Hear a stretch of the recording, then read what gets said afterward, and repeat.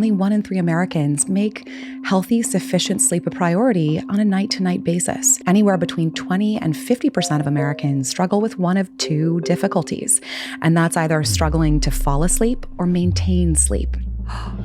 How do you create consistent sleep if something is interrupting your ability to do it? Here's the dirty secret. Even if you can't get enough sleep, if you can get consistent sleep, you're going to do much better than someone that's getting enough sleep, but keeping different schedules. Wait, what? Yes, consistency is king. Wow.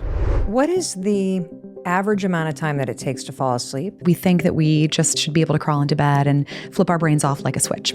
Wrong. Many of us have bright blue light emitting devices all around us, not only our light bulbs, but also the devices that we carry around with us. If you find that you're a little bit addicted to your phone, it's hard to put it down, commit to putting your phone down 5 minutes before you want to be falling asleep, and ideally on airplane mode to say, I'm off for the night. This is my time at night for me. What is one of your favorite tips in order to get better sleep? One of my favorite tips for a great night's sleep is... Hey, it's your friend Mel, and welcome to the Mel Robbins podcast. First of all, it's just an honor to be able to spend some time with you today right now, and I want to acknowledge you for choosing to listen to something that could help you create a better life. I just think that's super cool that you're putting yourself first. And I have a question for you. When was the last time you had a great night's sleep? You know, the kind where you wake up and you jump out of bed and you feel so energized and refreshed and focused.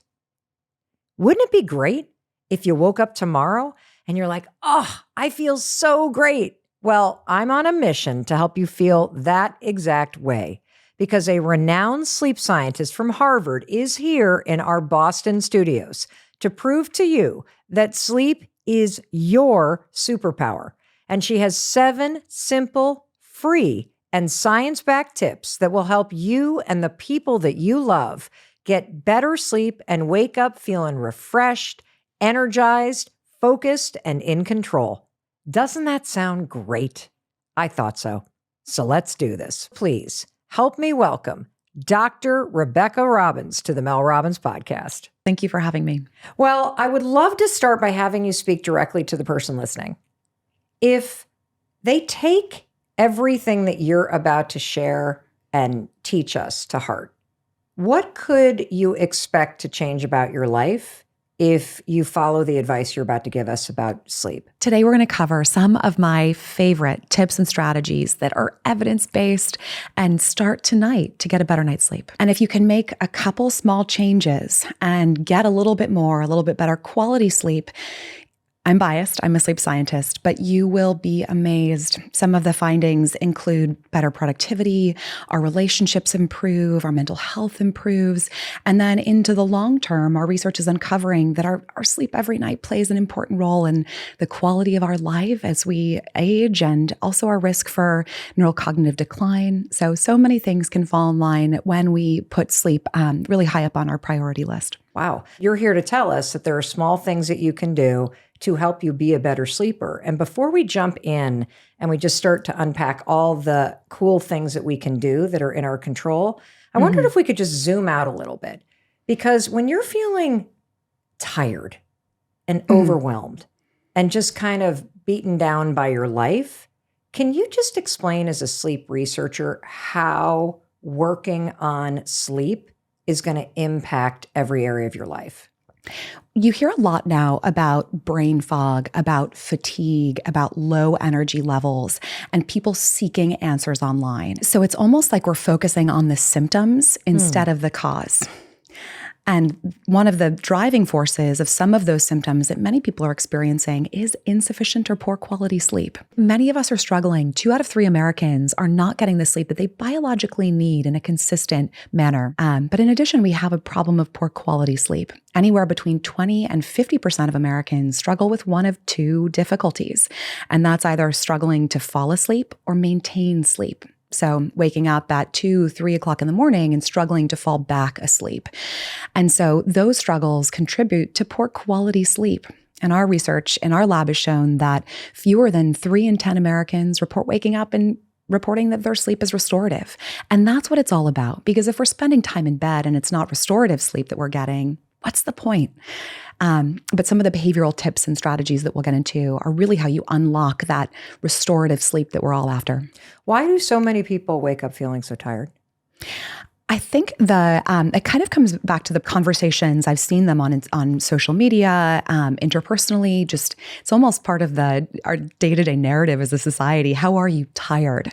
I hope one day we could flip that. But unfortunately, when we do say, I'm feeling great, I'm feeling well rested, that's not often looked as very positively in our society. So I hope that one day that changes.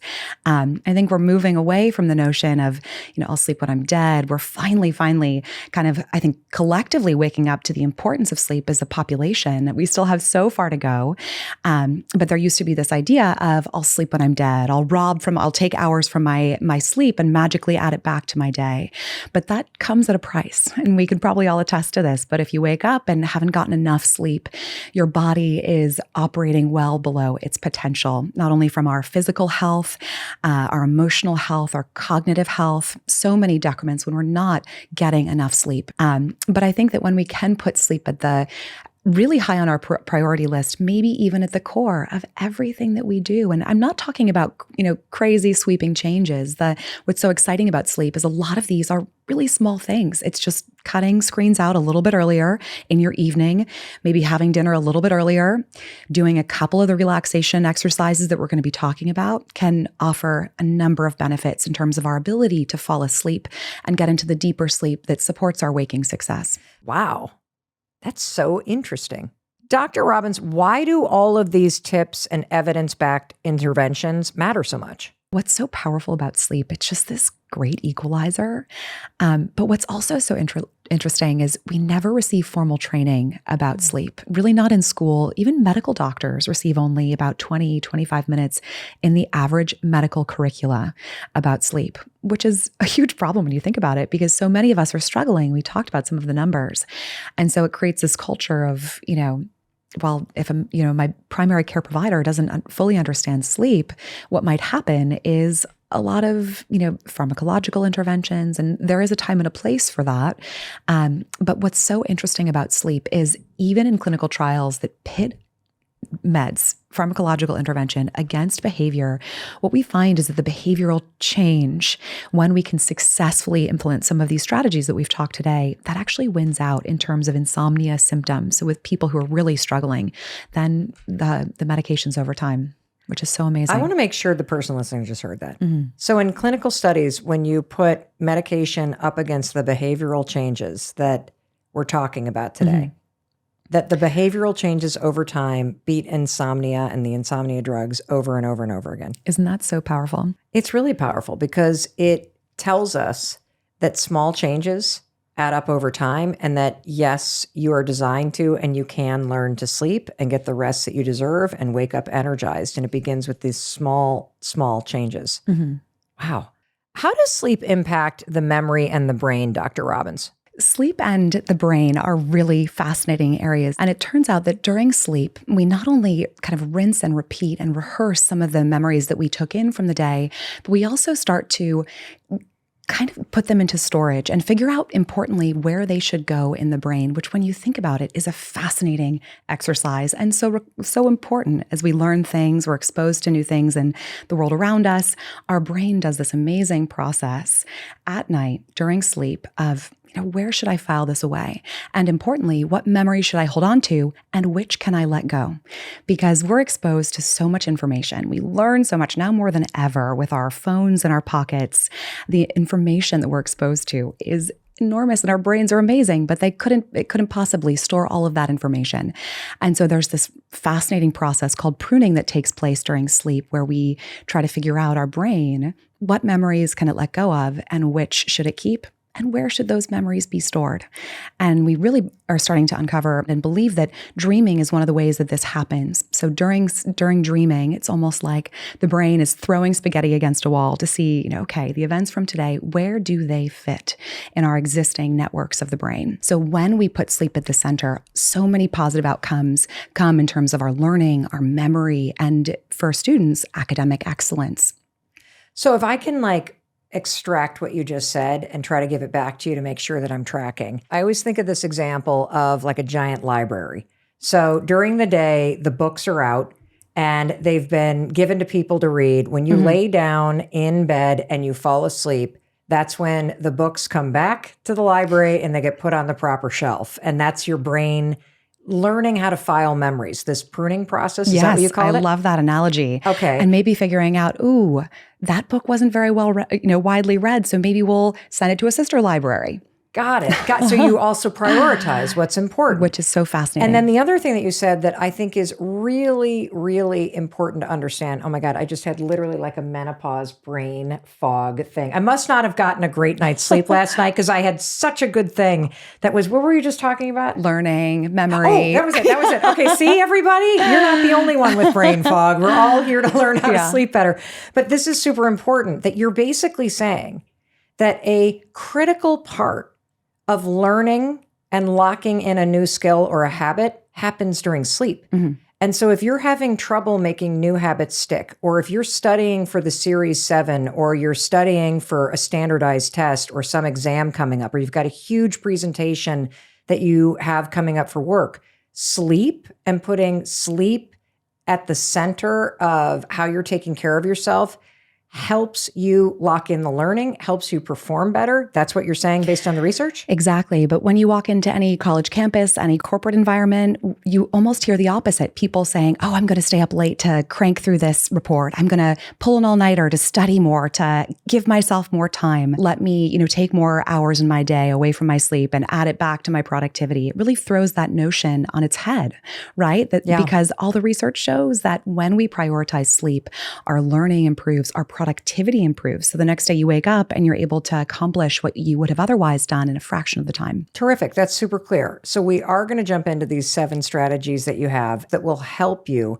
become a better sleeper. What is one of your favorite tips in order to get better sleep? One of my favorite tips for a great night's sleep is this idea that routine is absolutely queen.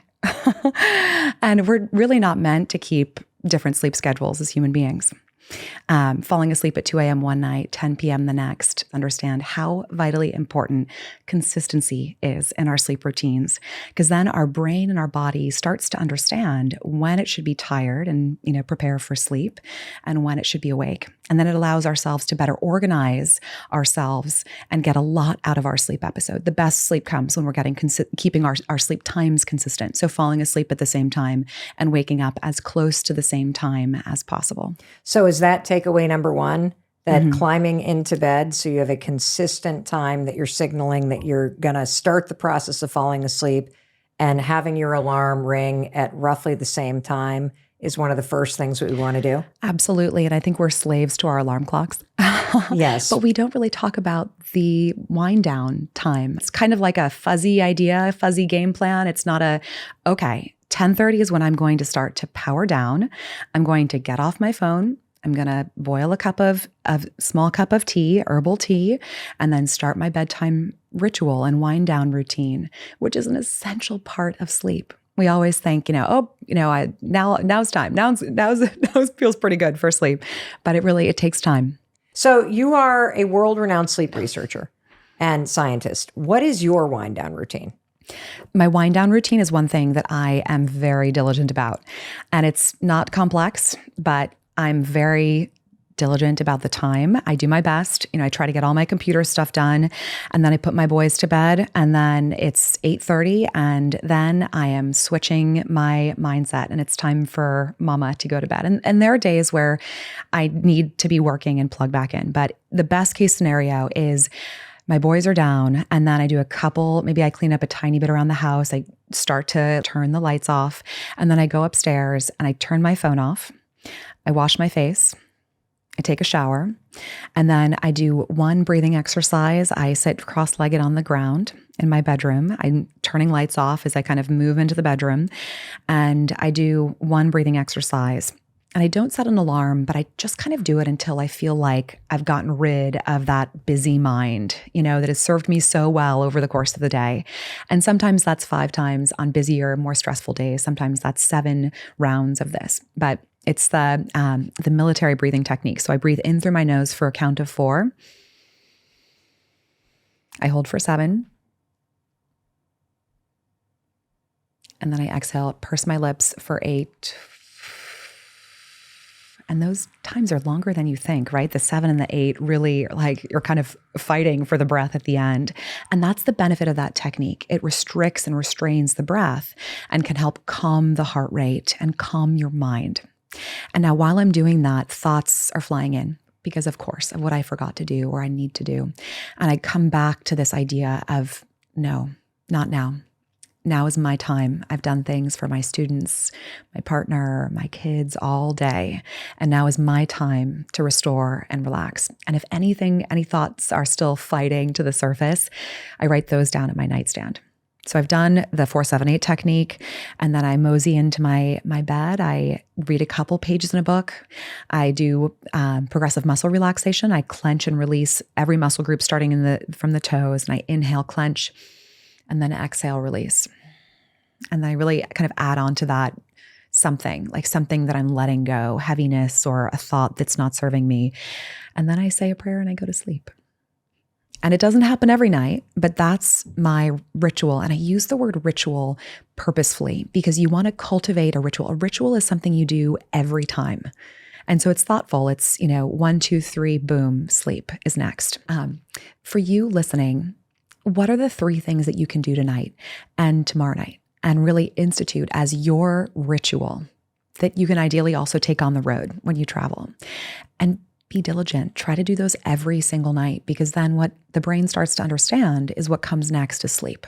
Do you find that in your research that the people that are struggling the most with sleep don't have this wind down routine? They're not diligent about this ritual and the consistency of it and practicing these steps that help you fall asleep and stay asleep? It's a great question. I think it comes back to this idea that we're so used to getting, what we wanted quickly, whether it's our food or a coffee or, getting a Subway or an Uber. We're used to things happening quickly when we want them to. And our brain is hardwired to crave consistency, to have, to be able to expect what's coming next by keeping our schedules consistent, by giving our brain that sense of normalcy. And then sleep, falling asleep faster into deeper sleep is more within our reach. Quick question. What is the average amount of time that it takes to fall asleep? And when should we get out of bed because it's not happening? This is a great question. And I think a big area to, promote awareness about, because we think that we just should be able to crawl into bed and flip our brains off like a switch. Wrong. Sleep is a process. And so falling asleep actually takes time and more than a lot of people realize. Even a healthy sleeper with no problems should take about 15 or 20 minutes to fall asleep. And that's counter. So many people will say, oh, I can fall asleep anywhere. As soon as I get into the airplane at Logan, I'm out. I'm snoring before my husband's like that. Even the I announcements. literally, he hits the pillow and he's like, and I'm like, so infuriating. God, now I've got to try to fall asleep while you're already snoring. And so he just drops in like it's his job. And he might be a little sleep deprived. I'd love to talk to him and make sure he's getting enough sleep. But if you're able to fall asleep right away, it's generally a sign that you're not getting enough sleep. Really? Same thing if you're starved for food and you sit down and you have a huge meal and keep eating and eating, it's probably because you're starved for sleep, because it's not, of course, healthy to have enormous meals. And so same thing with sleep. If you're starved for sleep, your brain is going to, hopefully you're not in a place like driving a car or anything that would be safety critical. But if you're not getting enough sleep, sleep will come because it's a biological necessity. And so when we go without it, our body works desperately to get it.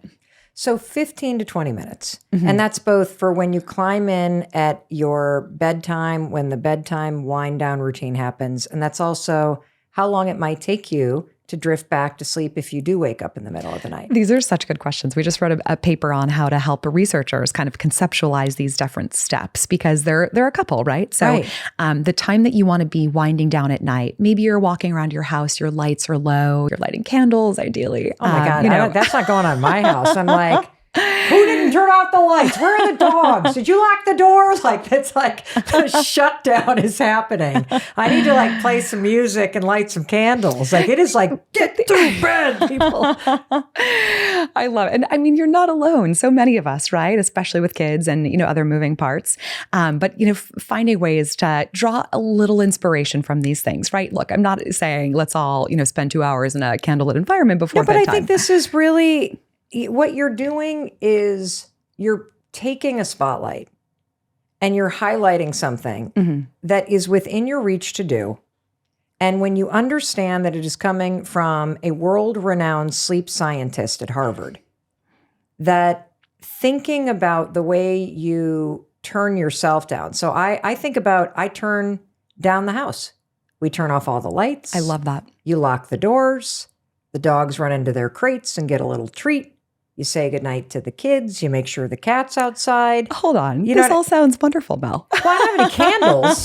You know what I'm saying? But there is this signaling that happens. Exactly. And look, that's actually part of your wind down routine. And maybe as you do those things, you're consciously looking at it as that. You're maybe slowing down your breath. When the dogs are out, you're consciously not on your phone.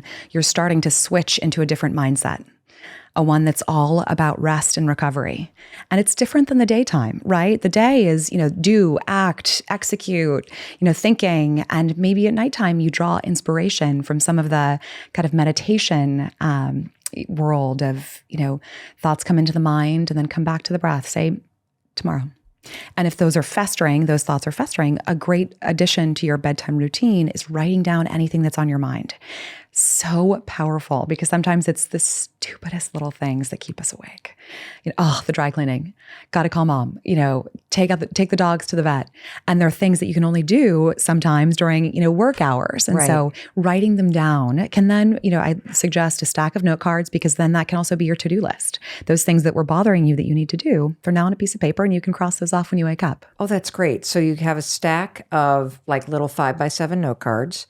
And as you've got all those things that you'd normally ruminate about as you're laying in bed and you can't fall asleep, dump them in their little home, and then you don't have to hold space in your brain. Exactly. And it's so powerful. And then you start to condition your brain to think, not now. Now's my time for sleep. One of the other levers that you say helps us sleep better is a consistent schedule. What if you've got young kids, or you got a puppy that's waking you up, or your work is inconsistent? Like, how do you create consistent sleep if something is interrupting your ability to do it? This is such a great question. And there are so many of these, right? Young kids, dogs, work. I would encourage you to look at your weekly schedule and find the time that you can protect for sleep. And that's going to be the time that your biological clock gets used to. And if you can get a little bit more time in the morning, an extra hour, go to bed a little bit earlier, an extra hour, wonderful. But if you can protect, say it's 12 to 6, if you can protect, 11 to 5, be diligent about that. And then think about either end of that being kind of things that you could move, but have maybe a time, if you're a young mother listening, for instance, and you're like, look, I'm working, I have kids. How do I follow this? 9 hours? Here's the thing. That is the goal. If you can get there, wonderful. But if you can't, give me 7. Take that first time that you have to be up. You've hit your target wake up time. That should be your alarm for ideally every day of the week. But again, life happens. We'll talk about how to catch up in a moment, but that's your target wake up time. And then count back maybe again, if it's only 6 that you can give me, count back 6. And even if you can't get enough sleep, if you can get consistent sleep, here's the dirty secret. You're going to do much better than someone that's getting enough sleep, but keeping different schedules. Wait, what? So hold on a second. If I can get less sleep, but consistently, so I'm consistently getting 5 or 6 hours of sleep, I am going to do better than somebody who's getting 8 or 9 hours of sleep, but an inconsistent schedule. And we are talking about situations where the person is really fundamentally not able to get enough sleep. It's not what I recommend, but if you're a shift worker, if you're a single mom with kids working 2 jobs, and you can't get 8 hours of consistent sleep, if you can get 5 consistently, or 6 consistently, I really want to move you towards 6 or 7 for your health, your well-being, your ability to be around for those kids. If it's caregiving that's one of your challenges, and really putting and being diligent, how many hours can I give myself? Because the closer to 7, the closer to 8, the longer you're going to be around, the better the quality of your heart, your brain, your productivity, your relationships, so many positive things when we can put sleep first. But if you're looking at a schedule that is tough, then yes, consistency is king. Why is consistency more important than the amount of time you're sleeping? It comes back to our circadian rhythm. Our body and our brain, we're not built as humans to keep different schedules. It didn't serve us from the standpoint of evolution. It served our ancestors from the standpoint of evolution to know when it would be alert. So then it could say, okay, these animals are up at this time and I can hunt for these animals and forage for these, berries at this time. And then I prepare my meal in the heat of the day. It's kind of, so silly to compare, but kind of helps you understand just how important it is and how we're really built. And it takes a lot of time to change our physiology as a species. And our technology has really outpaced our, kind of biological rhythms, which are all about consistency and keeping our sleep times the same, powering down. These are things that we don't have hacks for. Well, and what I love is there are things that you can do. And basically it makes sense because if you are a young mom or a shift worker or something's going on with your parents, and so you're in the middle of a period of your life where things are really inconsistent, that creates its own level of stress. Totally. And so being worried about how much sleep you're going to get or this, that, and the other thing, if you can focus on the 5 or 6 hours that you can pretty much guarantee, that lowers a little bit of stress because now you're focused on what you can control. So it makes a lot of sense. Totally. What if your partner has a different schedule or snores like crazy or is just a human furnace and keeping you awake? Do you recommend that you sleep in a different room? This is such a good question. And if you have a partner, sleep is a social behavior. It's kind of funny to think of it that way, but it really is. What do you mean by that? You co-sleep largely if you're in a relationship. So it's a social phenomenon. It's true. And so if your partner snores, it's going to probably interrupt the quality of your sleep. And so I would encourage you to think about, again, kind of putting sleep at the center. Granted, I'm biased. This is what I do for a living. But when we can do that and really say critically, how can we optimize for sleep? That will improve your relationship, improve your productivity at work, how you care for your children, so many positive things. And then you have to ask yourself, am I creating lasting memories by, sleeping together with my partner? This term is actually, this is termed as sleep divorce. What I'm about to talk about, sleeping separately. That's a terrible which is name. So negative. Can we come up with a better name? I couldn't agree more. I have some friends who are like, look, it's a sleep marriage. It literally is how I'm able to stay in this marriage. And that could be for a number of reasons. You should just have a sex bed and then a sleep bed. We need to make this Victorian sexier era. in terms of the name of it. That's what people did in the Victorian era, right? And, even earlier than that. And very wealthy individuals Well, I thought it was because they had that. mistresses, but I thought that's why they were not sleeping together. But that might have been a so factor. you recommend that and ask yourself as a couple, how can we be the best possible couple, that we can be? How can we be the best parents? Succeed in our careers, love each other. And you can do that with good sleep. And if your sleep is interrupting each other's, maybe one's snoring, maybe one keeps a different schedule, one's a shift worker. If you're able to sleep separately, why not? And again, doing away with this term, sleep divorce, I think we should coin sleep marriage instead. Because again, you're just not creating lasting memories when you're sleeping. Sometimes it's nice to cuddle, but you could do that and then slip into your separate bedroom where you're going to get the sleep that will support your personal waking success. And again, allow you to thrive in that relationship. Now, there are some people for whom that will be challenging. Maybe you don't have a guest room that you could, oust your husband or your partner to go to. So if that's the situation for you, think about the ways that you could buffer against that disruption that your partner imposes on your sleep. Like a pillow wall and earplugs? A pillow wall, earplugs, and earplugs that block against 60 decibels or higher. So it's just a specific type of earplug, and they have them at the drugstore, every drugstore. White noise, they're widely available. Look into one of these. It creates kind of a background level of noise that then can dampen the impact of intermittent noise, which is often the challenge, right? It's someone getting up to an alarm clock or someone snoring. I'm going to try that. That's so simple. And hearing it from you makes me know that it's actually going to work. What is a circadian rhythm, Dr. Robbins? Circadian rhythm refers to systems in the brain and in the body that operate and oscillate in an approximate 24-hour cycle. And that's because we on Earth have a pattern of light and darkness that is 24 hours in duration. And so over hundreds of thousands of years, we've adapted our internal biological mechanisms to that 24-hour day. Sleep is one such rhythm. So there's times during the day where we're awake and then times where we're asleep. Now, the reason this is beneficial is largely evolutionary in nature. So when it's dark out, we can rest and recover. And when it's light out, we can be, operating at our peak, working, commuting, et cetera.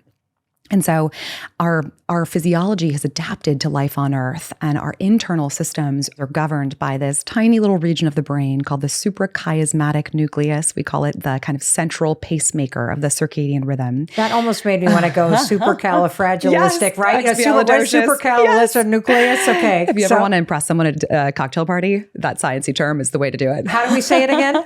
Suprachiasmatic nucleus. Like say that 10 times fast, right? Suprachiasmatic nucleus. Yes, bravo. Nailed it. So that's the central pacemaker of this biological clock that we have inside us. And what's so interesting is virtually every part of the body operates in a circadian-like fashion, firing at some times and then relaxing and unwinding at other times, even down to the cellular level, believe it or not. So this system, this internal circuitry, is not meant to make quick changes. Hundreds of years ago, we weren't flying on airplanes all around the world. So understanding that internal system, really, it's like I kind of like to liken it to a big piece of machinery from World War I that just moves slowly.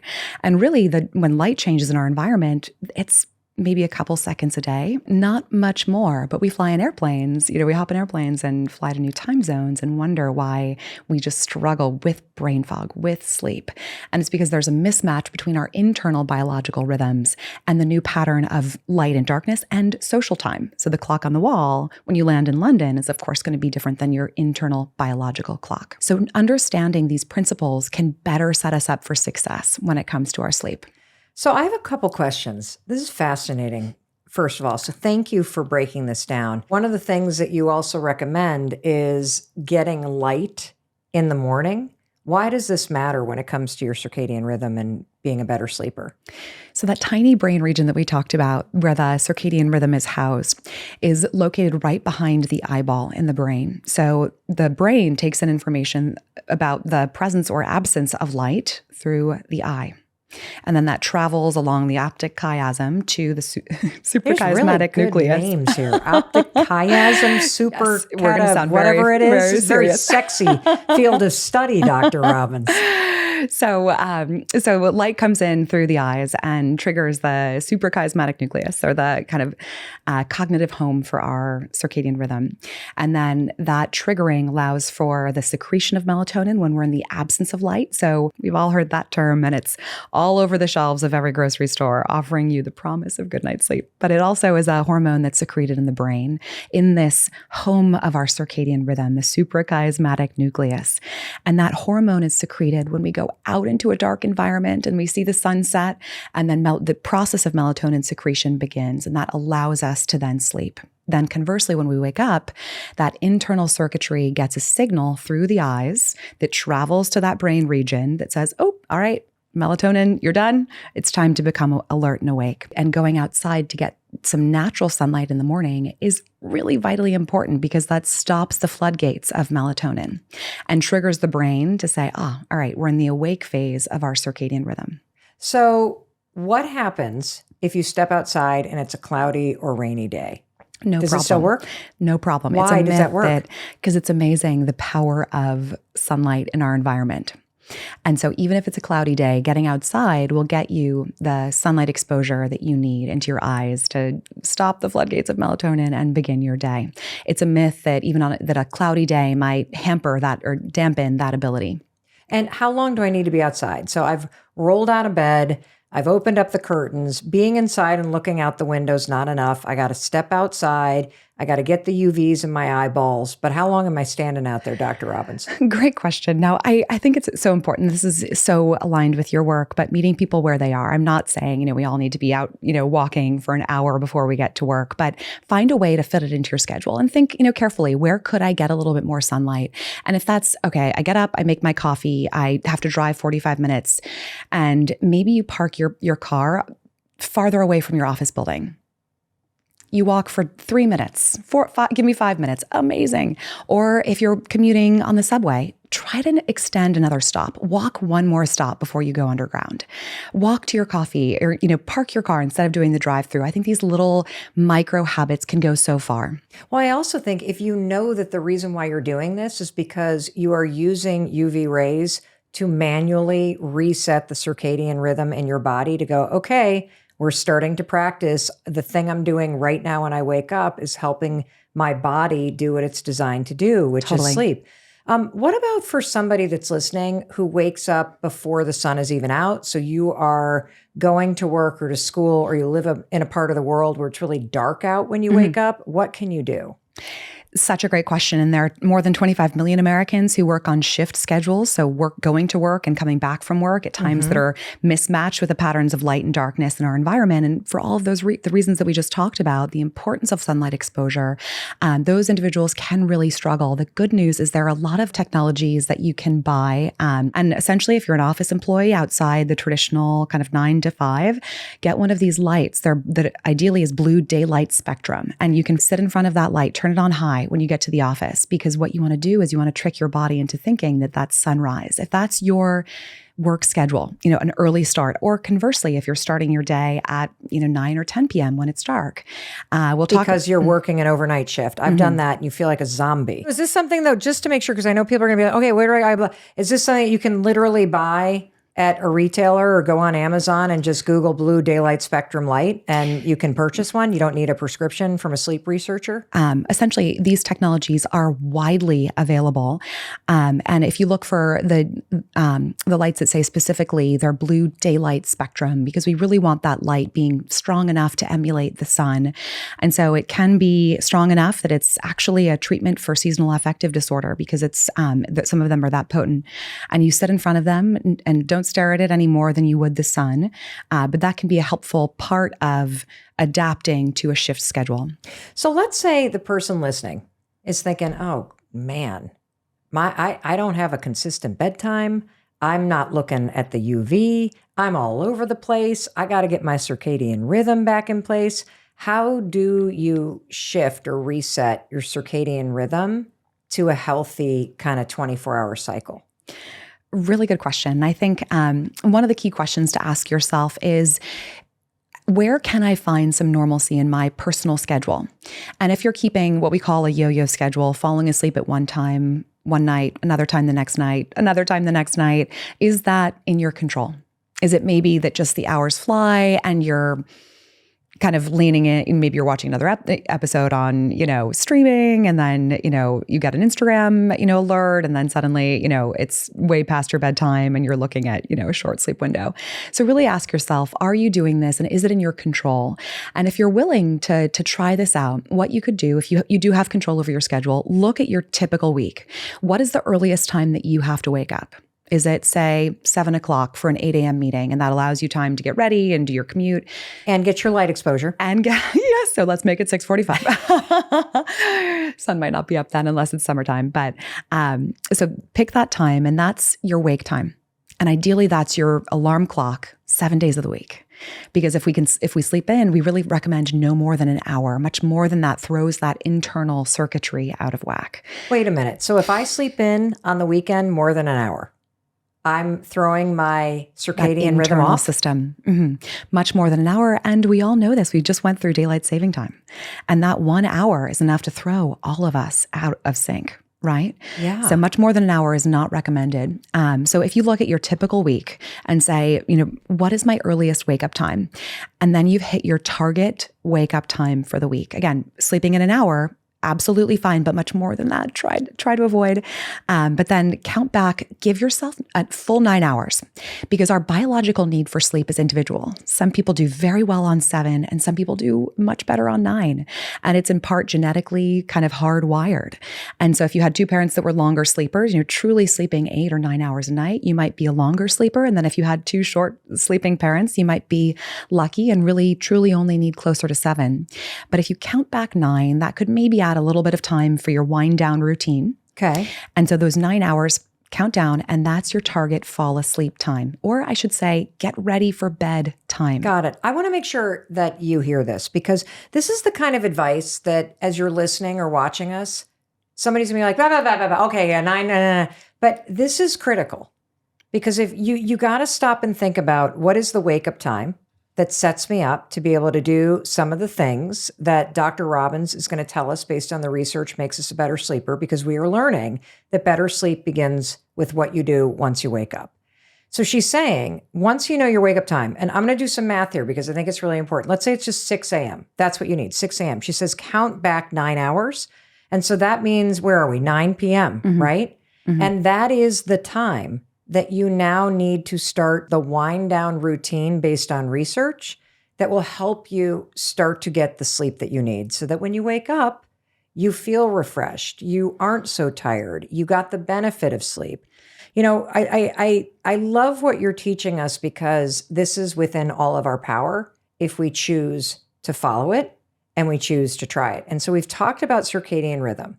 And consistency was a huge takeaway. And we've talked also about how one of the big things that we need to do is get this light first thing in the morning, or that blue spectrum light if you need to get it from a different source if you're not getting outside. But can we talk more about light the rest of the day? It's a really great question. Morning light exposure is helpful and good, but actually getting exposure all across the typical day is vitally important. Actually, in the afternoon, it's just as important as the morning. So I didn't mean to privilege the morning over the afternoon, but instead, getting exposure to fresh air and natural light over the course of the day is extremely important to help our body get information. Okay, we're still in the wake phase. It's not quite sleep yet. And then going into darkness is equally as important as exposure to light during the day, because that absence of light does the converse. It allows for the secretion of melatonin for the brain to say, we're approaching bedtime. Let's start to power down. And so, unfortunately, many of us have bright blue light emitting devices all around us, not only our light bulbs, but also the devices that we carry around with us.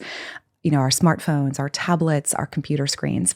Now, in a perfect world, we would be able to unplug. Even give me 15 minutes before bedtime. And start small. If you find that you're a little bit addicted to your phone, it's hard to put it down, start with maybe 5 minutes. If you could swipe to airplane mode, amazing. And I think there's something also powerful about that, to say, I'm off for the night. I might be receiving messages, but they can wait until the morning. And think about, all day long, we do things for other people. In our careers, in our personal lives, we care for children, we care for older adults, spouses, we help and support people in the workplace. And that another mindset is, this is my time at night for me. And really consciously, purposefully turning your phone off. So if you find yourself a little bit addicted to your phone, start small. Try just 5 minutes before you want to be falling asleep. Switch your phone off. Try to give yourself at least a little bit of a buffer, and then maybe work up to 15, maybe work up to 30 minutes. Now, if you're telling me, look, I'm a student, I have work to do, I'm a busy professional, I have stuff I need to be doing up until the minute I fall asleep, I would implore you just to ask yourself, is there anything off screens that I can do at night? Do all your screen work during the day. And if it's reading a couple emails even, and you can print them out, or reading a book, or anything that you can shift from your workday into non-screen time, and do that at night. So I think there's even a way to meet even the busiest of people where they are. Dr. Robbins, you're nice. I'm not going to be nice. I think that's a bunch of garbage, that you have to be on your phone or on your laptop until you collapse into bed, as if you're just going to collapse or fall asleep in bed with your laptop open because you don't have time between the stopping of work and the falling asleep. Complete and utter garbage. I really agree with you. I And think that for all of us, you even can't- the most busy person. Honestly, right? if you can't put your phone on airplane or stick it in the other room and give yourself 5 measly minutes, then don't be coming here and complaining about how tired you are. Like that's the thing that you have to understand, is that the research is very clear, and it's going to be very simple. I didn't say easy. It's going to be simple to put into your life, but you've got to want to get a good night's sleep. You've got to want to stop waking up tired and exhausted. And so really stop and think, if this is you, that you're that addicted to work or that addicted to your phone that you cannot carve out 5 minutes, you're never going to change this. And so I also am going to come back to the math, because this is why it becomes really important to get very specific with yourself. If you're going to wake up at 6 and you're going to back up the 9 hours like Dr. Robbins is telling you to do, and she's also saying you got to have a buffer. You got to have a buffer from the last screen time to when you're going to start falling asleep. Then maybe you need to put an alarm in your phone at 8:45, because that's the time you got to stop looking at the darn thing. And so anyway, you're nice. I am not. I'm just like, you can't complain about something Totally. and expect it to change. You got to do something. Totally. And it comes back to this idea that good sleep actually does take a little bit of work.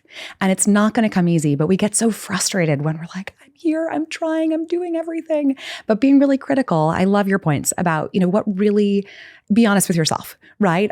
Do you really need to be on social media for No, 20 minutes before you bedtime? You don't. Totally. And so that like, and that's the thing. Like, I know we're all tired, and there's periods of your life where there are very real things going on that are beating you up. But I think for most of us need to have a moment of honesty with ourselves, that we are making ourselves exhausted. We are giving our attention and our brain power over to the phone and social media and to all of these screens. And we are not taking the wind down routine seriously. And so Totally. if you are serious about wanting to feel more energized, if you're serious about getting better sleep, you got to try what Dr. Robbins is telling you, and you're not going to like it, because you're used to just kind of going through the thing. It's not sexy, like No. I'm not here to say drink a couple glasses of wine and then, spend some time on social media. But what really works when it comes to sleep is old school stuff. It's getting off of our screens. It's powering down, making a cup of tea. I love the Swedish tradition of hygge, this idea of, warm, cozy time before bed. The Swedish culture has a word for this. And I think as Americans, we think, I'm just going to write reports, I'm going to send emails until the moment that I want to be falling asleep. Right. And then so many of us wonder why we struggle. But even just a couple minutes, and then maybe build up to 10 minutes, and then maybe 15, and maybe 30 off of your phone or your screens or your laptop before bedtime can do a world of good, because that's all those devices are engaging the prefrontal cortex, the planning, the thinking part of the brain, and in many times giving you exposure that mimics the sun right when you want to be falling asleep. So it's this cocktail of sleep inhibitors, really, when you think about it. So should we be watching TV before we go to bed? Well, some people swear by an episode of Seinfeld or Friends, or some people listen to podcasts also. And, that's part of their ritual. And I will say, if it's not broken, don't fix it. If that works for you and you don't find that really being honest with yourself, it doesn't wake you up, because some people will maybe fall asleep to that, but maybe they don't have a timer on. And then when, there's a louder part of the show, it'll wake them up, and then they'll go back to sleep, and people say, oh, no, it's fine. It's what I do every night. But what we really want to work towards is a night of uninterrupted sleep. What happens if you get up in the middle of the night, like I used to all the time? 2:14 was my number. 2:14, Mel Robbins. Up, got to go to the bathroom. What happens if you're up in the middle of the night, and I know I'm not supposed to look at my phone, but I would pick it up, and I'd use it as a flashlight, and then I'd get to the toilet, Dr. Robbins, and I'd flip that sucker over, and next thing you know, I'm surfing social media or checking out text messages while I'm going to the bathroom in the middle of the night. What does that blue light exposure do when you look at your phone once you wake up? Really common, and also kind of the rote procedure of waking up, whether it's in the middle of the night, whether it's in the morning, and reaching right for your phone. It's kind of like an automatic response, right, that we've conditioned ourselves to do. A couple suggestions for that. Try, and again, this kind of comes back to the idea of these old school tricks, but a nightlight in your hallway, sensor activated night lights, not only for your hallway, but maybe also they have them for the rim of your toilet, which is like a little bit gross, but that allows you to, if you have to go to the bathroom in the middle of the night, get there. Well, does it make it harder to fall asleep if you look at your phone when you wake up in the middle of the night? So the reason I bring up lights is that can guide you and reduce your reliance on your smartphone to get to where you need to go. Yes. When it comes to picking up the phone, though, maybe not for, the flashlight function, but just to maybe see if you got any messages. You're like, I'm up, I might as well be productive. Or I'm bored, or I can't fall asleep, so I'm just going to look at my phone. Done all of these things. Coming back to that idea of working towards consolidated sleep. So when you get up the next time, if this is, anyone listening, the next time, take it in stride. That's the first thing. Don't kick yourself, because it's so easy to say, oh, I'm up again. And then your cortisol spikes, and then it's harder for us to fall asleep.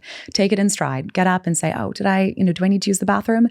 Go to the bathroom and then crawl back into bed. Resist looking at the phone. Okay. Crawl back into bed and try again. And we'll go through a great bedtime routine, but every good routine will culminate with a couple final things. And if it's prayer for you, if it's progressive muscle relaxation, clenching and releasing different muscle groups, if it's closing your eyes when you crawl into the sheets and focusing on one good thing from our day, I think that could be one small thing that we could all do, and really benefit from. But focus on one small thing, whatever it is, that those final steps of the routine that get you to sleep, come back to those when you're awake in the middle of the night. Crawl back into bed, do that last progressive muscle relaxation or kind of gratitude exercise, and then try again. Close the eyes and, slip off. And if that voice again rears its ugly head of, oh, not again, I'm up, that is when you get out of bed. Wait, get out of bed? And this sounds antithetical. You're like, you're a sleep researcher. Shouldn't I stay? I'm in bed. Shouldn't I stay here? But wrong. If we stay in bed and we're tossing and turning, either at the beginning of our sleep episode, or if we wake up and struggle to fall back asleep, we're starting to associate our bed with stress. It's one of the biggest myths. People often will tell us on our surveys, oh, if I stay in bed, I'll get some sleep. It's better, right? Than if I got out of bed. Wrong, because we start to toss and turn. We start to increase the temperature of our bedroom environment, which is not good. And then we start to identify our bed as a place where we experience insomnia. We wake up at 2:14, right? And we start to tell ourselves these stories, and then they become a reality. Because now you're training yourself that this is what I do at 2:14. Exactly. You're classically conditioning yourself to look at your bed as a stressful place. So you want to break that cycle. As soon as that voice comes on and says, oh, not again, I'm up, that is when you want to condition yourself instead to get out of bed. Keep the lights low and go sit in a crisscross applesauce and do a meditation exercise, a breathing exercise on the floor or on an armchair. Read a couple pages of a book, ideally with a lamp that has a kind of a sleep-friendly light bulb. These are also widely available and not expensive. Install all sleep-friendly bulbs in your room. Get all of the fluorescence out of there. And if you're really struggling, maybe read a couple pages in a book, or really do anything that's boring and it's going to put you back to sleep. Fold socks. I love to say your spouse will love you. Do all the boring, house chores that you find to be soporific. Save that for when you have some insomnia, like symptoms, and come back to those. So what would you say to somebody who thinks they're a bad sleeper? I think first, changing the narrative to yourself is the first step to say, I got this. I'm not a bad sleeper. No big deal. I'm struggling a little bit. It'll come back. And we're going to talk about the tools to come to and really have, in your toolkit when problems rear their ugly head, because they do for all of us. People always come to me and they're like, isn't your sleep perfect? I'm like, no, of course not. I'm a mom of two. I have a busy career, a relationship, so many things going on for all of us that can hinder our ability to get good quality sleep. So number one, changing the narrative that you tell yourself. And then pulling on some of the levers of change that we're going to talk about. Try them all. Let me cut out caffeine and see if that helps. Let me cut out alcohol. Let me see if that helps. Let me move my dinner 3 hours earlier. Let me add a meditation technique or routine to my power down ritual. But trying all of these, kind of the suite and the constellation of healthy sleep strategies, that's the second step.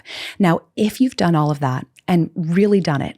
Because some people are like, oh, I've tried that. Yeah, sure. Oh, it didn't work. But really given it a shot, thought about a week and really gone ham on all of these strategies. And if you're really still struggling, chronically struggling to fall asleep, I'm talking 20 or more minutes every single night, 30, 40 minutes to fall asleep, or if you're up every single night, can't fall back asleep, wired, or if you're practicing all of the dictates of the healthy sleep strategies that we're going to talk about, and you're still like, I think I'm waking up, those are sleep disorders. And that's where the sleep strategy will not work, and you do need to seek medical attention before you can start to reap the benefits of some of these behavioral tips and strategies. Terrific. That's super clear. One of the levers that you're teaching us that you can pull based on the research is also temperature. Temperature is something that can help you fall asleep. Mm-hmm. And how is temperature related to getting better sleep? Temperature is a really important consideration that's often overlooked. I think a lot of us think, you want a warm and cozy environment for sleep, right? You want lots of blankets and you want to be warm and cozy. But if you find that you're waking up maybe in a sweat or with the chills, that could be a sign that you personally are not in the right range for you. And if you're in the menopausal period, you might need to be on the cooler side, even below the cooler side, range, 65 or below, or maybe look into some products or things that you could have in your bedroom environment to purposefully cool you further because of some of the challenges there. And airflow is another great strategy in that life stage. What does airflow mean?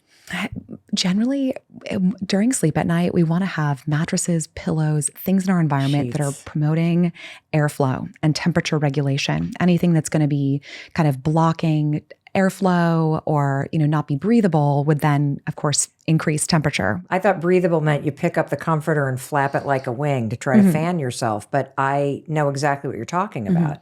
That if it's a fabric that's blocking your ability to regulate your temperature. Lower core body temperature is associated with sleep onset. So that is ideal, especially to help us fall asleep. But over the course of our sleep at night, there are stages where we're not able to, here's another fun science term, thermal regulate. In other words, shiver if we're cold or sweat if we're hot.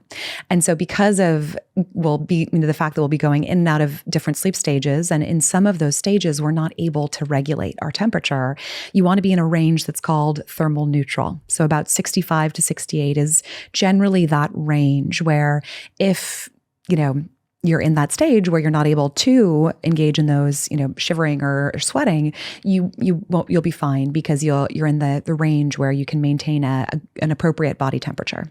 So if you were to say, we're going to set the temperature in the bedroom to a certain temperature, what temperature do you want the person listening to set their bedroom temperature to tonight for optimal sleep? Well, if you're able to, also think about what temperature it is outside. And so right now in Boston, it's perfect to have your windows open if you're able to, because not everyone is in an environment that they're able to open their window. Maybe it's loud, maybe there are noises outside their window. But if you are able to open the window, what an amazing thing, right? You get fresh air, regulating your bedroom environment. So be mindful of the temperature outside. But if you're setting, you have central air, think about that range, 65 to 68. It's not that wide. So maybe start at 65. And if you find yourself too cold, then maybe go up to 66 or 67 or 68. So there is a lot of individual preference in that range. And also the bedroom environment and what you have on the bed specifically will matter. So if you have a very light blanket, then you could maybe get by on the higher end of the spectrum. Or if you really like, cozy blankets, then you might want to go down to 65. Can you describe the perfect bedroom to get a better night's sleep? I love talking about the bedroom because I think it's one place where we could all make small changes. And you want to set yourself up for success in your bedroom. And I want you really to walk in and feel instantly soothed. Ask yourself tonight when you walk into your bedroom, what in here is stressing me out? And remove it. If it's an alarm clock that you hate, if it's a pillow that you hate, get it out. And I think sometimes upgrading the pillows, the mattress are really important. Sometimes people can't even tell me when they bought their mattress or their pillows, and these things do not last forever. So like you were saying, I loved your comments. You look forward, you snuggle into your sheets, and it's this amazing feeling. I want you listening to want that, so that moment of slipping in and just loving your bed and feeling instantly relaxed and like ready for sleep and looking forward to it. But And the design of a great bedroom has a couple other things. Again, we talked about temperature. Hopefully you're in the 65 to 68 degree range.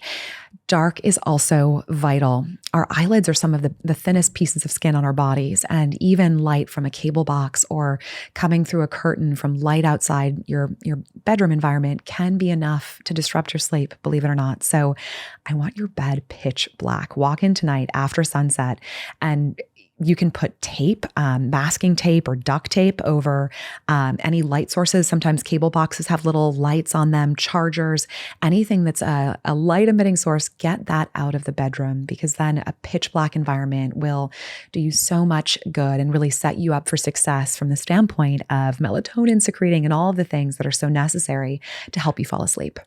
I love this. So tonight when you walk into your bedroom, or after you're done listening to this, walk into your bedroom, what is in there that's stressing you out? And I can think about periods in my life where there were piles of laundry in my bedroom and, things that I needed to do. And all of that stuff that wasn't finished would stress me out. And so clear out anything, of your to-do list. Yeah, it's a reminder of your to-do list. So declutter your room. You want the temperature between 65 and 68. You want to have a pitch black environment, and to the extent it's within your reach, get a mattress that you love, invest in coziness in your sheets and in your bedding, and, don't be embarrassed if you've had the same thing for a long time. Chris and I just replaced our mattress. We've been sleeping on it for 22 years, the same mattress, everybody. So if you are in that camp, your friend Mel Robbins just got a new mattress. So I love that. And the key thing is, if you're telling me of neck pain, your mattress just isn't supporting you, then that's a great time and if your mattress lasts 20 years, amazing, wonderful, right? Keep it. So good for the environment, by the way. These things are not, they're full of materials that sometimes aren't, disposable or that aren't, what's the word? Not disposable. Recyclable? Yeah. They're full of materials that aren't necessarily recyclable. And so the key thing is just, is it not is it not, promoting airflow? Is it not supporting you? You're waking up with neck pain. Those can be signs that it might be time for a new mattress. Let's talk about alcohol. How does alcohol impact your ability to sleep at night? My students love to tell me this. They're like, you're wrong. I'll drink and I'll put myself right to sleep. Yes, alcohol. There's some truth in that statement, though. What our young people will tell us, that alcohol will put you to sleep. It's great at reducing the term that we refer to sleep latency, which is the time it takes us to fall asleep. But what alcohol does is it starts to destroy the quality of our sleep. The idea that this is a good thing for sleep is completely wrong. It's one of our biggest myths about sleep, that alcohol, a nightcap, is a good thing. Depending on your body mass and your tolerance, one dose might be okay, but much more than that will start to virtually destroy the quality of your sleep. You've probably all been there. I wake up when I drink. I always wake up in the middle of the night. I fall asleep quickly, but I do not stay asleep. And it's not restorative. You wake up, even if you spent 8 or 9 or 10 hours sleeping, you often feel like you haven't slept a wink, because the structure of our sleep starts to change, and it simply disrupts that architecture. So it's very different than the structure of a natural sleep without alcohol. So it's very common for someone to wake up after a night of even just, maybe 1 or 2 glasses and not feeling restored. Well, I think universally speaking, when somebody does either dry January or they stop drinking or they go for periods of time where they don't drink, better sleep is 100% what people talk about. Absolutely. And it's amazing, right? When we think about taking someone who drinks every night and then they are like, wow, they do dry January and it's this light bulb. And so finding ways to extend those benefits into, our calendar year. And even if it's Monday through Wednesday, you're going to be dry.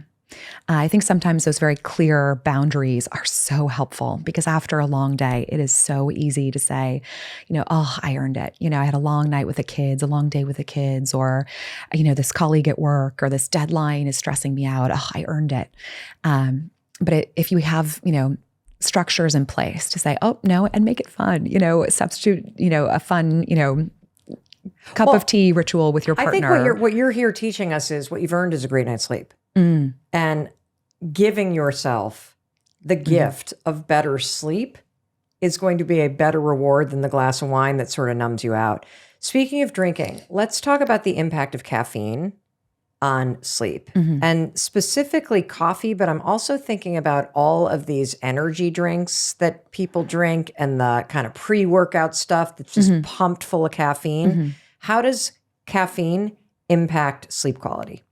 Caffeine, like a drug, can stay in our system, and it has what we call a half-life for 6 up to 9 hours, depending on your metabolism and how you metabolize personally caffeine. And there's some genetic differences, but by and large, caffeine is a significant disruptor of our sleep. As a society, it's the number one most widely consumed drug in the world. And look, I love coffee. I love the smell. And so I find this to be such a struggle to cut off. But really, ask yourself, and is one of your struggles a busy mind, heart racing before bed, can't, calm down?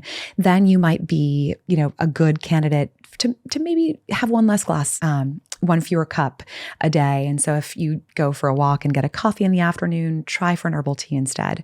Make one substitute and see how you feel. Or maybe some people swear by no coffee after lunch.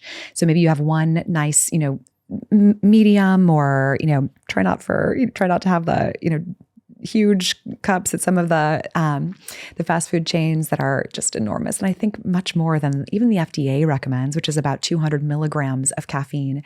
And that's in really a size small at most coffee places. So just be mindful of not only the timing, but how much you're consuming, because each additional dose can extend that half-life even further. So say you have a medium-sized, Starbucks or Dunkin' Donuts in the morning, and you drink that, and then you go for one more in the afternoon.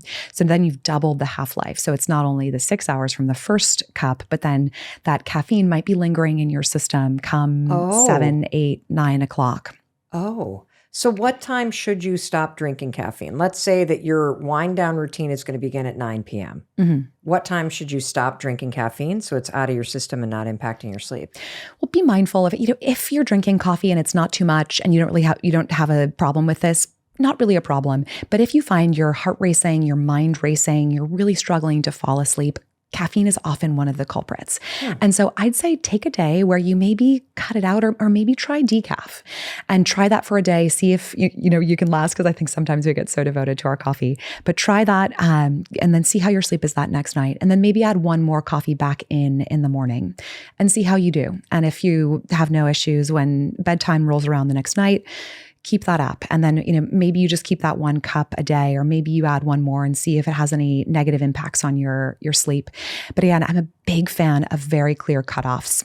So no coffee after lunch. No coffee after lunch. And it's hard because I personally love coffee, but that's a big one for me, because if it were up to me, I'd be drinking it all day. I just love the smell. But really, I think behavior can become so mindless. And so really having these cutoffs that we, can adhere to, instead of like an abstract, I'll stop in the afternoon.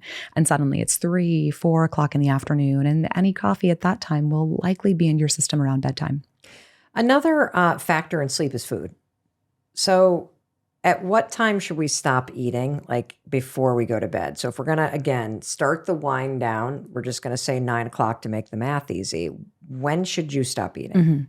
Well, the old adage from the nutrition literature of a breakfast of kings, a lunch of princes, and a dinner of paupers is actually really good for our sleep. The research shows in diets that are, they control for the amount of calories that you're eating, you actually lose weight if you are doing this breakfast of kings, lunch of princes, dinner of paupers. So it's good for your weight management ability, but it's also good for your sleep. So we don't run the risk of our body digesting food as we go to bed if we keep dinner on the lighter side. There's also the intermittent fasting literature, and it really came out of a circadian rhythms laboratory, which is so interesting. But the whole idea there, and some studies have shown different findings, but basically listen to your body. If you're open to this, you might try it. If you find that dinner just keeps nudging later and suddenly it's 9, 10 p.m., you haven't eaten, your bedtime is in another hour, you might be a good candidate for this. Again, just a clear cutoff of like, is it 8 p.m.? I want to be done eating. So then that means I'm eating dinner at 7, whether that's at the office, whether that's with my spouse. And so many people tell me, but my meal with my spouse is the only time that we have to be together. And I always respond to that. you don't have to be together over food. And so, looking forward to your date on Friday or Saturday night, or your weekends where you have a little bit more flexibility to really make a meal together, really enjoy it, really be present with each other. But then maybe during the work week, when you have a later time that you're getting home, and then maybe your spouse is getting home late too, and then suddenly it's, way into the evening hours, and you're trying to, desperately do something together, but maybe find another ritual.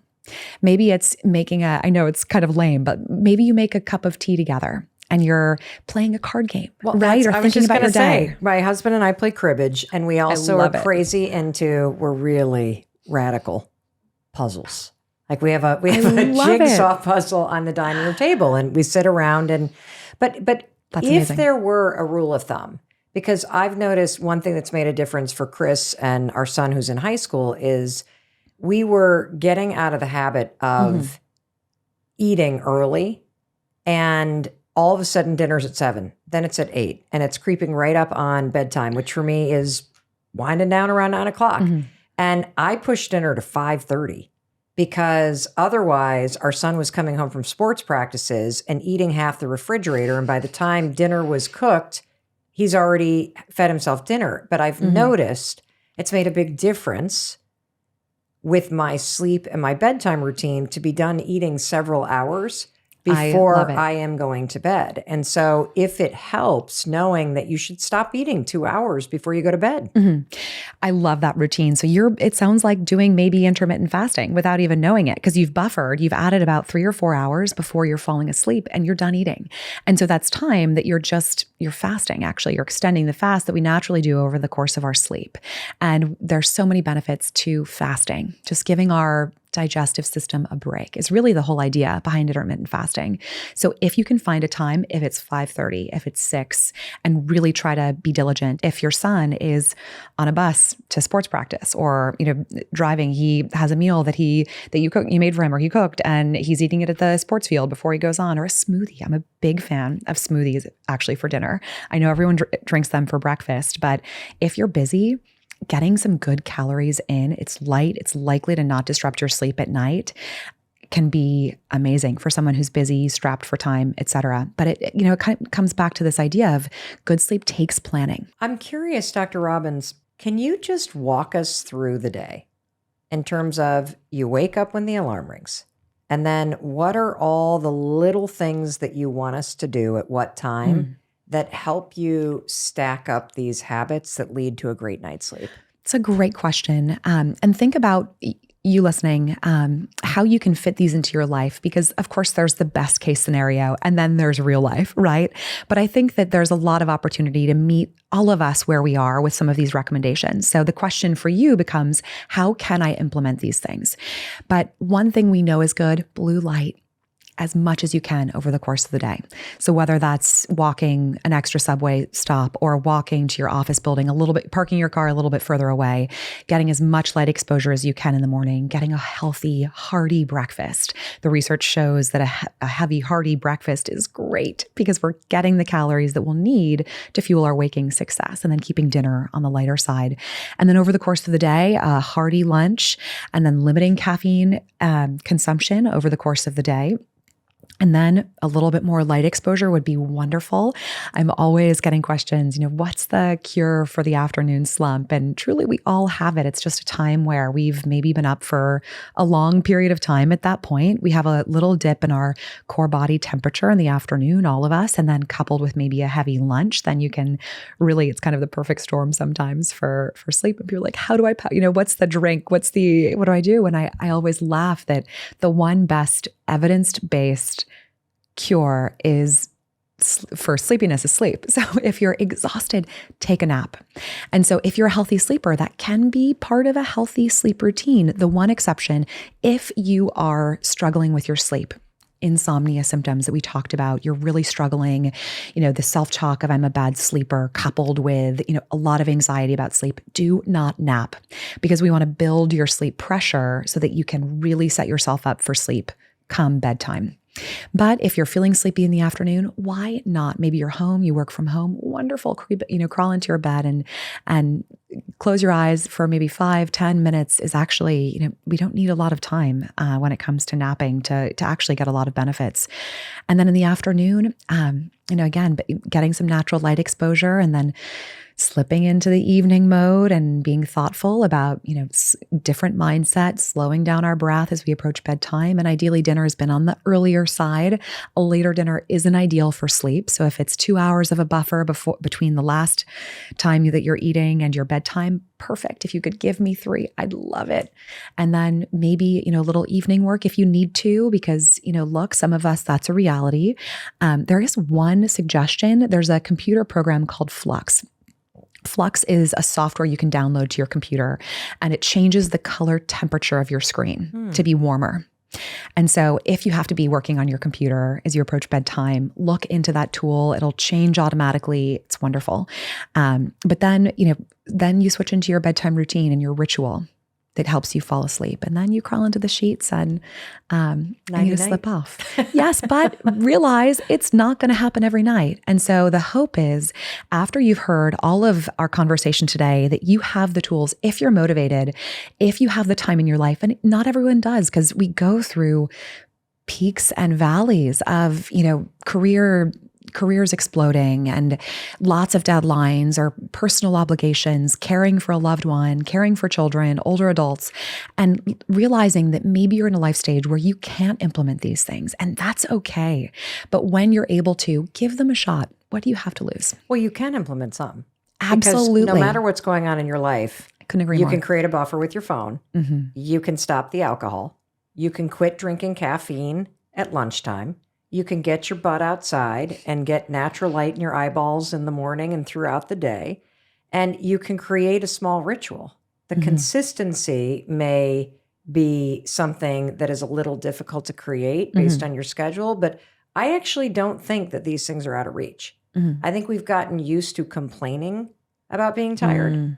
And what you're offering are research-backed solutions that are within everybody's reach.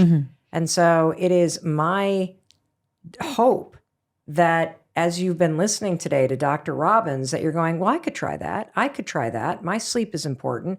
And, one thing that I keep thinking about is I love how you have changed the story of what's happening at night from, okay, I got to get to sleep. I got to get to bed. I need to put down my phone to, no, I'm taking the time back.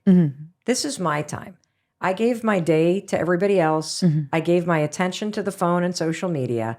This is where I get to reclaim my time and I get to do a little something for myself.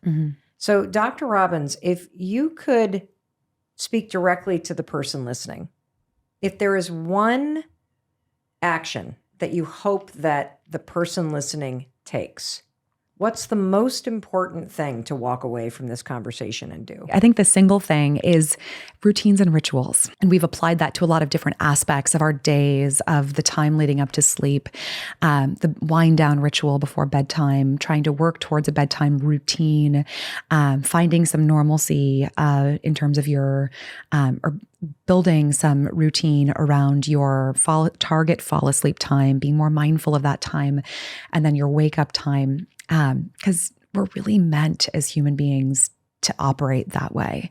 And so building them in and starting small with maybe a bedtime routine, a couple wind down rituals, turning off the phone, thinking about some of these breathing exercises, and then maybe adding in the consistency of bedtimes and wake times and really being diligent about that. And also realizing how you feel. And realizing that it doesn't have to be a struggle. If you're ready and motivated, these things, you hit the nail on the head, Mel. They're free and they're available tonight if you're willing. I love that. Free and available tonight. Dr. Robbins, thank you so much for being here. Thank you for having me. It's been a pleasure. And in case no one else tells you, I want to tell you that I love you and I believe in you. And because I love you, I'm going to tell you something. I want you to do what Dr. Robbins is telling you to do. I don't want to hear the excuses. I want you to try it because your sleep matters, your energy matters, your health matters, your focus matters. And these are all things that you can try and implement. Try it for 7 days. Let me know how much better you're feeling. Make sure you share this with somebody that you love, because you heard it, 2/3 of adults are not getting the sleep and the rest that they need. And now you know, based on the clinical studies and the research that we discussed today, there are simple things that you can do that you need to start doing. So take it seriously. All right? I'll talk to you in a few days. Thank you so much for watching this episode, for sharing this with your friends that are tired, and for hitting subscribe so I can continue to bring you amazing experts. And I know you probably loved everything that Dr. Robbins just taught you. So how about another expert from Harvard? Let's talk to Dr. Sarah Wakeman, who is here to dig deep into the science of alcohol and everything that you need to know.